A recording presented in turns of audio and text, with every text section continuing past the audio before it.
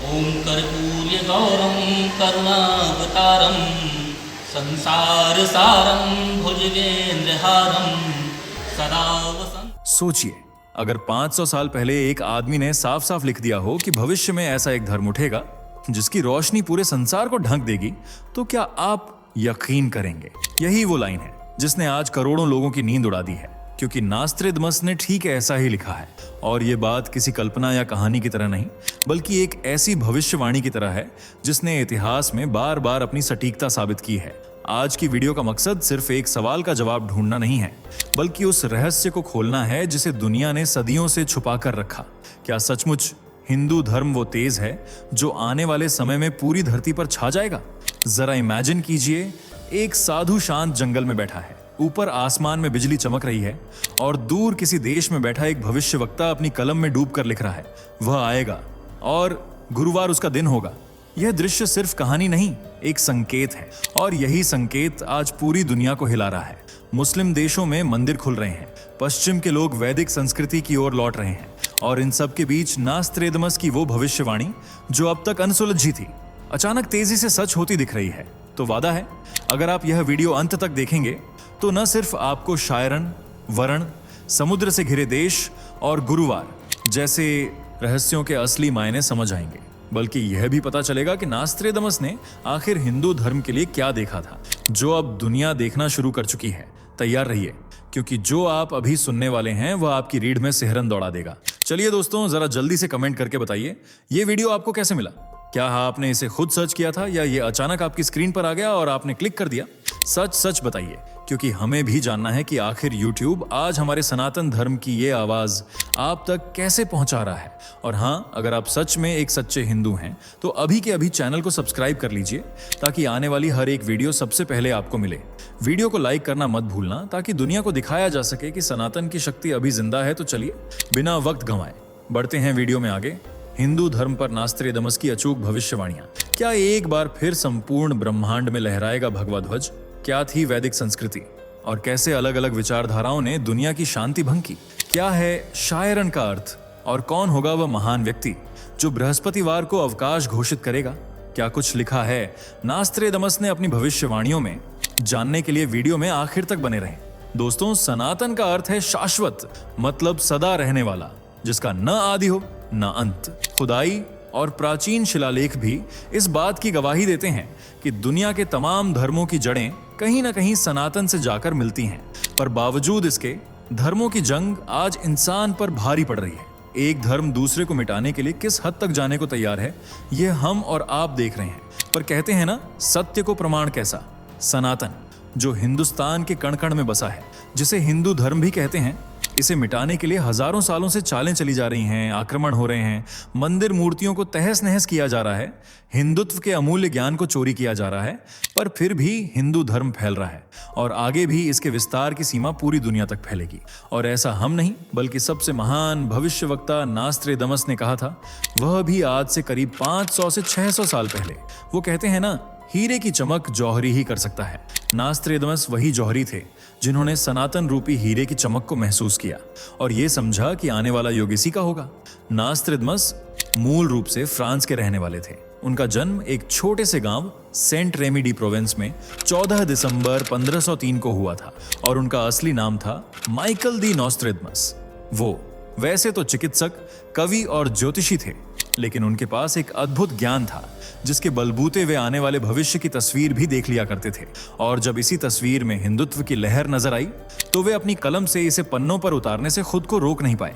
Nostradamus ने अपने पूरे जीवन में 3000 भविष्यवाणियां लिखी थीं। उनकी पुस्तक का नाम लेस प्रोफेट्स है और पिछले 50 वर्षों में इस किताब की लगभग 800 भविष्यवाणियां सच की कसौटी पर खरी उतरी हैं। उन्होंने 12 सेंचुरीज यानी 1200 चतुष्पदियां या चौपाइयां लिखी थीं, जिनमें से हमारे पास 955 उपलब्ध हैं, जिनमें 3797 वर्ष तक की भविष्यवाणियों में देश और दुनिया की बातें लिखी हुई हैं, जबकि कुछ सीधा भारत और हिंदू धर्म से कनेक्ट करती हैं।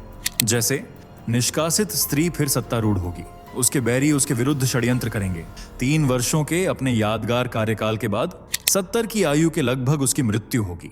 यह भविष्यवाणी देश की पहली और पूर्व महिला प्राइम मिनिस्टर इंदिरा गांधी पर आधारित है। 1977 के आम चुनाव में इमरजेंसी की हार के बाद जनता पार्टी की सरकार बनी थी, लेकिन 1980 में वे वापस सत्ता में आईं और प्रधानमंत्री बनी। पर सिर्फ 67 वर्ष की उम्र में अक्टूबर 1984 को साजिशकर्ताओं ने उनकी जान ले ली। इस तरह नास्त्रेदमस की भविष्यवाणी सच साबित हुई। इसी तरह उन्होंने लिखा था, एक नेता अपने देश से दूर किसी पनडुब्बी में छिपकर जाएगा और अलग भाषा व संस्कारों वाले लोगों की मदद से अपने देश के हजारों लोगों को रास्ता दिखाएगा। वह एक युद्ध में भाग लेगा जिसमें बहुत से मारे जाएंगे। इसे विद्वान सुभाष चंद्र बोस के साथ जोड़कर देखते हैं। उन्होंने ही अपने देश से दूर जापान और जर्मनी में जाकर वहां के शासकों की मदद से भारत को आजाद कराने का सपना देखा था। इसके लिए उन्होंने अपनी एक फौज भी बनाई जिसे आजाद हिंद फौज नाम दिया गया। जापानी सैनिकों के साथ वे रंगून से होते हुए जमीनी मार्ग से 18 मार्च 1944 को कोहिमा और इम्फाल के मैदानी क्षेत्रों में पहुंच गए। उन्होंने लगभग भारत को अंग्रेजों से आजाद कराने की पूरी प्लानिंग कर ही ली थी, लेकिन ऐन मौके पर जापानी वायुसेना से मदद न मिलने की वजह से उन्हें हार का सामना करना पड़ा। ऐसी न जाने कितनी भविष्यवाणियां हैं जो सच साबित हुई हैं, इसलिए नास्त्रेदमस को सबसे बड़ा भविष्यवक्ता माना जाता है। और यही कारण है कि सनातन धर्म की आने वाले समय में क्या रूपरेखा होगी, इसको सनातनी भाई नास्त्रेदमस की नजर से देख रहे हैं, जिन्होंने सालों पहले ही लिख दिया था, 3 ओर से घिरे समुद्र में वह जन्म लेगा जो बृहस्पतिवार को अपना अवकाश दिवस घोषित करेगा। उसकी प्रशंसा और प्रसिद्धि, सत्ता और शक्ति बढ़ती जाएगी और भूमि व समुद्र में उसके जैसा शक्तिशाली कोई ना होगा। 3 ओर से समुद्र से घिरा देश भारत ही है और भारत में गुरुवार एक ऐसा दिन है जिसे सभी धर्मों के लोग समान रूप से मानते हैं। इससे पहले भी राम, कृष्ण, बुद्ध, महावीर और चाणक्य जैसे महापुरुषों ने भारत की धरती पर जन्म लिया है। तो हो सकता है नास्त्रेदमस ने जिस महापुरुष का जिक्र किया है वह भी कोई ऐसा ही शक्तिशाली और दिव्य पुरुष हो। शायद कल की भगवान, जिन्हें भगवान विष्णु का आखिरी और अंतिम अवतार माना जाता है, और मान्यता है कि कलयुग में जब अधर्म अपने चरम पर होगा तब वे अवतार लेंगे और धर्म की स्थापना करेंगे। भगवान कल्कि को सनातन धर्म में पूजा भी जाता है और उन्हें सबसे शक्तिशाली देव माना जाता है, राम, कृष्ण और हनुमान जी से भी ज्यादा शक्तिशाली। नास्त्रेदमस की अगली भविष्यवाणी कुछ इस तरह है, 5 नदियों के प्रख्यात द्वीप राष्ट्र में एक महान राजनेता का उदय होगा। इस राजनेता का नाम वरण या शरण होगा। वह एक शत्रु के उन्माद को हवा के जरिए समाप्त करेगा और इस कार्यवाही में 6 लोग मारे जाएंगे। यूं तो भारत में अनेकों नदियां हुए हैं, गंगा, यमुना, सरस्वती, गोदावरी, नर्मदा, कावेरी, ब्रह्मपुत्र और बहुत सी, लेकिन जब भी 5 नदियों के संगम की बात उठती है तो पंजाब को याद किया जाता है। ये एक ऐसा क्षेत्र है जिसे 5 नदियों की भूमि या 5 नदियों का द्वीप भी कहते हैं, क्योंकि यहाँ सतलुज, ब्यास, रावी, चिनाब और झेलम बहती हैं। पंजाब का नाम भी इन्हीं नदियों के आधार पर रखा गया है, जबकि इसे पूर्व में पंचंद प्रदेश कहा जाता था, मतलब 5 नदियों का प्रदेश। तो हो सकता है जिस महान पुरुष या राजनेता की बात नास्त्रेदमस कर रहे हैं उसका जन्म पंजाब में हो। पंजाब के इतिहास को देखें तो इसमें कई महान विभूतियां छुपी बैठी हैं। गुरु नानक देव जी, गुरु तेग बहादुर जी, गुरु गोविंद सिंह जी, ऐसी तमाम महान शख्सियतें हैं जो पंजाब की धरती पर जन्मी थीं। उन्होंने आगे लिखा, शीघ्र ही पूरी दुनिया का मुखिया महान शायरन होगा जिसे पहले सभी प्यार करेंगे और बाद में वह भयंकर व भयभीत करने वाला होगा। इस भविष्यवाणी से इतना स्पष्ट होता है कि जिस महापुरुष की बातें हो रही हैं उसका नाम शज से शुरू होगा। हालांकि शायरन थोड़ा अजीब है और इसे अभी तक डिकोड नहीं किया गया है, लेकिन हाँ, इससे मिलते जुलते शरण या वरण जैसे नाम जरूर इंडिया में ही होते हैं। उनकी सबसे ज्यादा चर्चित प्रिडिक्शन की बात करें तो उसमें वह लिखते हैं, सागरों के नाम वाला धर्म चांद पर निर्भर रहने वालों के मुकाबले तेजी से पनपेगा और उसे भयभीत कर देंगे ए से घायल 2 लोग। यहां आपको बता दें कि चांद पर आधारित जिस धर्म की बात हो रही है वह इस्लाम हो सकता है, क्योंकि दुनिया में एकमात्र इस्लाम ही है जिसे टोटली चांद पर बेस्ड रखा गया है। वहीं सागरों के नाम वाले धर्म की बात करें तो यह है हिंदू, जिसका नाम हिंद महासागर पर रखा गया है और यह दुनिया का इकलौता धर्म है जिसे किसी सागर के नाम से नाम मिला है। और इन पंक्तियों के जरिए वे कहना चाह रहे हैं कि भविष्य में सिर्फ एक ही धर्म की ध्वजा लहराएगी और वह होगा हिंदू धर्म, जो चांद पर निर्भर रहने वालों के मुकाबले तेजी से फैलेगा। और देखा जाए तो इस भविष्यवाणी के सच होने की शुरुआत भी हो चुकी है। आज इस्कॉन, ब्रह्मा कुमारीज के जैसी संस्थाओं के जरिए सनातन धर्म मुस्लिम कंट्रीज में भी पहुंच चुका है। दुबई, यूएई में मंदिर बन रहे हैं और अमेरिका, ऑस्ट्रेलिया में लोग सनातन धर्म अपना रहे हैं। हर ओर बस एक ही हवा है, हिंदुत्व की। लाल के खिलाफ एकजुट होंगे लोग, लेकिन साजिश और धोखे को नाकाम कर दिया जाएगा। धर्म बांटेगा लोगों को, काले और सफेद तथा दोनों के बीच लाल और पीले अपने अपने अधिकारों के लिए भिड़ेंगे। बीते लंबे समय से हमारे समाज में एक धर्म युद्ध छिड़ा हुआ है। धर्म के नाम पर लोग एक दूसरे को खत्म करने में लगे हैं, क्योंकि धर्म अब सिर्फ एक मान्यता नहीं रहा, बल्कि मैं बड़ा तू छोटा की पहचान बन गया है। हर कोई अपने धर्म को महान और बड़ा बताने में लगा हुआ है, जिस वजह से सांप्रदायिक, आपराधिक और आतंकवादी संगठनों को भी बढ़ावा मिल रहा है। ऐसे में सवाल कई उठते हैं और जवाब कहीं से भी नहीं मिलते। लेकिन इस भविष्यवाणी को समझने बैठें तो सभी धर्मों द्वारा किसी एक को टारगेट करने की बात हो रही है, जो बाद में अपने खिलाफ उठ रही सभी साजिशों को नाकाम कर देगा। और लाल किस धर्म को रिप्रेजेंट करता है या इससे मिलता जुलता रंग, वह आप हमें कमेंट करके बताइए। पर इतना तो तय है कि आने वाला दौर किसी एक धर्म का ही होने वाला है, पर किसका? इसका जवाब भी नास्त्रेदमस ने अपनी प्रिडिक्शंस में दिया है। वह लिखते हैं, सांप्रदायिकता और शत्रुता के एक लंबे दौर के बाद सभी धर्म तथा जातियां एक ही विचारधारा को मानने लगेंगी। अब आप जरा फ्लैशबैक में जाइए, जब वैदिक ज्ञान पूरी दुनिया में फैला था। वर्तमान काल कलयुग की शुरुआत 3102 BC में मानी जाती है, जबकि इससे पहले त्रेता युग, द्वापर युग, सतयुग, ये सभी हिंदू धर्म को रिप्रेजेंट करते हैं। और इसके लिए वेद, श्रीमद् भागवत पुराण, महाभारत, ऐसे तमाम ग्रंथ हैं जिनके बारे में विज्ञान भी कह चुका है कि ये आज से हजारों साल पुराने हैं। वेदों की रचना आज से करीब 1500 से 2000 ईसा पूर्व पहले हुई थी। इसका मतलब यह है कि आज से ज्यादा न भी जाए, तब भी 4 से 5000 साल पहले सिर्फ वैदिक संस्कृति ही हुआ करती थी।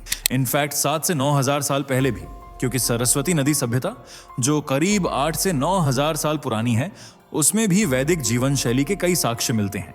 तब न तो ईसाई धर्म था, न इस्लाम, न जैन, न बौद्ध। लोगों की एक ही पहचान थी, वैदिक संस्कृति, जिसे वे अपना धर्म और पहचान सब कुछ मानते थे। तब मूर्तियां भी नहीं होती थीं, बल्कि लोग प्रकृति को ही पूजते थे। यज्ञ होते थे और अग्नि को देवताओं का दूत माना जाता था। हवन कुंड में आहुति देकर देवताओं से संवाद होता था। इसे पूजा का सबसे बड़ा जरिया मानते थे। धीरे धीरे अर्षि मुनि साधु संत हुए, जिन्होंने लोगों को सूर्य, अग्नि, वायु, इंद्र, वरुण, सोम, उषा और तमाम प्रकृति को समर्पित देवताओं की पूजा का महत्व सिखाया। इस वैदिक ज्ञान को ग्रंथों में कैद किया ताकि लोगों तक यह चलन पहुंच सके। पर अफसोस, धीरे धीरे मान्यताएं बदलती चली गईं। कहते हैं, वैदिक संस्कृति और वैदिक धर्म जब तक थे, दुनिया में असीम शांति थी, एक दूसरे के लिए बैर नहीं था। हमारी प्रकृति भी बहुत खुश थी, क्योंकि लोग पेड़, जीव जंतुओं को बचाना, उन्हें संरक्षित रखना अपना धर्म समझते थे। पर जैसे जैसे दूसरी विचारधाराओं ने जन्म लिया, उससे शांति जैसे भंग हो गई। वैदिक संस्कृति कहीं गुम हो गई। हालांकि कुछ शांतिप्रिय और धर्मी लोगों ने इसे बचाने के लिए अपने प्राण न्योछावर कर दिए और यह अमूल्य ज्ञान पीढ़ियों तक पहुंचाया। आज इसे नाम अलग दे दिया गया है, हिंदू धर्म या सनातन धर्म, लेकिन रूप वही है।